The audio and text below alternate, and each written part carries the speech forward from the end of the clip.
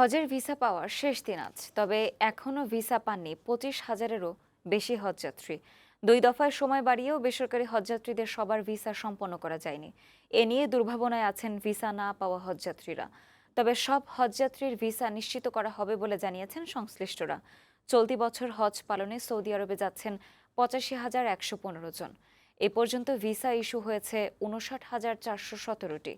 এদিকে সৌদি আরবে এখনো পর্যন্ত বাড়ি ভাড়া করতে পারেনি যেসব এজেন্সি, তাদের বিরুদ্ধে আইনি ব্যবস্থা নেওয়া হবে বলে জানিয়েছেন হজ ক্যাম্প পরিচালক। আমাদের সকল হজযাত্রীর টাকা কিন্তু সেখানে পৌঁছে আছে।